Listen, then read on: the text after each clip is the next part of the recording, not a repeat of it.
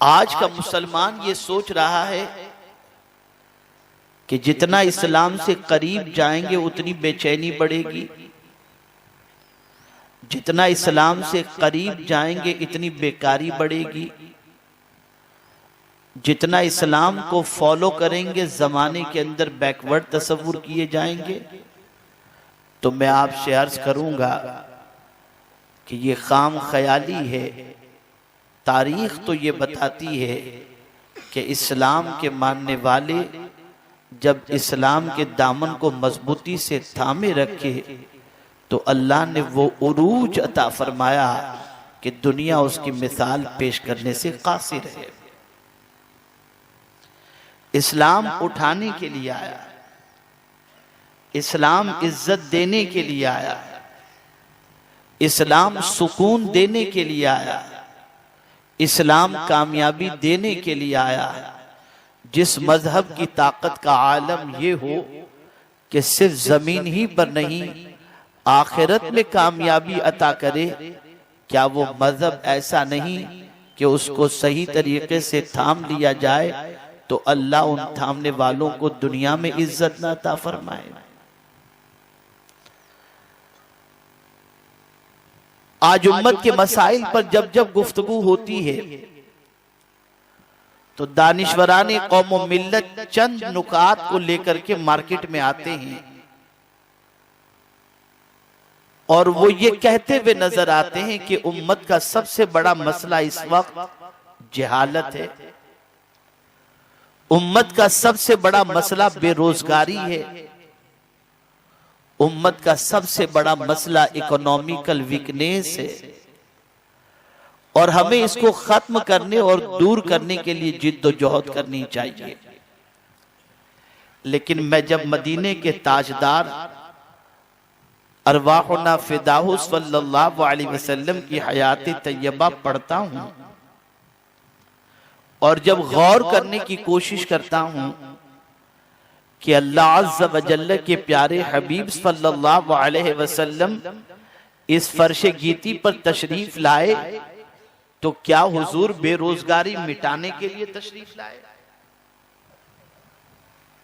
आकाए करीम सल्लल्लाहु अलैहि वसल्लम का मिशन क्या था? आकाए करीम सल्लल्लाहु ताला अलैहि वसल्लम ने प्रायोरिटी किन चीजों को दी और रसूल गिरामी वकार सल्लल्लाहु ताला अलैहि वसल्लम ने इंसानों के सबसे बड़े मसले को किस तरीके से हल किया जिसकी वजह से बाकी सारे मसाइल इंसानों के हल होते चले गए। मैं उस असल मसले की तरफ आपकी तवज्जो को मबसूल कराऊंगा जिसको हुजूर रहमत आलम नूर मुजस्सम सल्लल्लाहु अलैहि वसल्लम ने हल किया।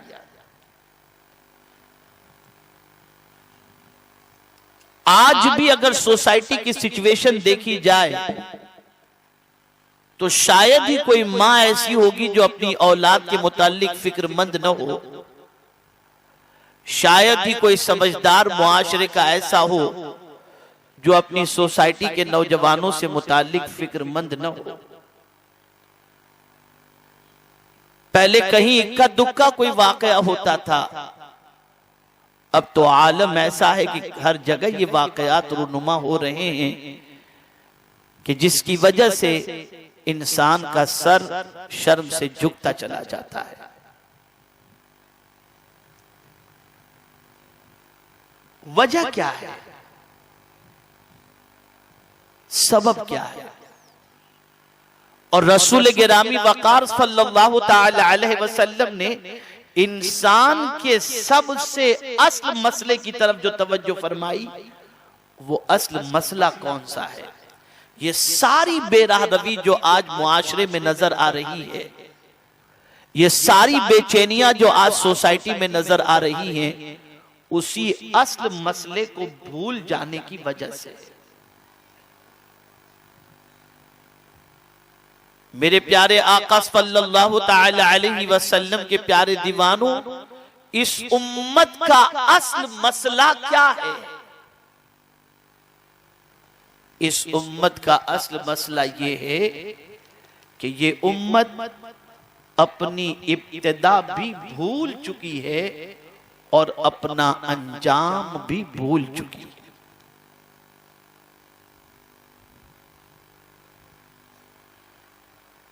आकाए करीम सल्लल्लाहु ताला अलैहि वसल्लम उसी इब्तिदा को याद दिलाने के लिए आए। आकाए करीम सल्लल्लाहु ताला अलैहि वसल्लम अंजाम से बाखबर करने के लिए आए। और मैं आपको बताऊं, अगर हो सके तो अपने ड्राइंग रूम के अंदर या अपनी ऑफिस में ये 2 क्वेश्चन लगा करके रख दो, आपकी जिंदगी के अंदर इंशाअल्लाह बैलेंस हो जाएगा। पहला क्वेश्चन तो ये लिखो, इस दुनिया में क्यों आए, और दूसरा क्वेश्चन ये लिखो, इस दुनिया से क्या लेकर जाना है। जब इन 2 सवालों को आप हमेशा पेशे नजर रखेंगे तो जिंदगी में बैलेंस होगा, जिंदगी में ठहराव होगा, जिंदगी सही समत पर गुजरेगी और जिंदगी कानून इलाही और कानून रसूल सल्लल्लाहु ताला अलैहि वसल्लम के मुताबिक गुजरती चली जाएगी। मेरे प्यारे आका सल्लल्लाहु ताला अलैहि वसल्लम के प्यारे दीवानों, आइए पहले हम अपनी इब्तिदा की तरफ चलते हैं। हमारी इब्तिदा, हमारी तख्लीक, हमारा इस दुनिया में आना किस वजह से हुआ और कौन है जिसने इस दुनिया में, जो हमें इस दुनिया में लाया। तो कुरान मुकद्दस वाज़ेह लफ्जों में फरमाता है, वल्लाहु अखरजकुम मिन बुतूनि उम्महातिकुम ला तअलमून शैआ। अल्लाह जिसने तुमको तुम्हारी माओं के पेट से निकाला,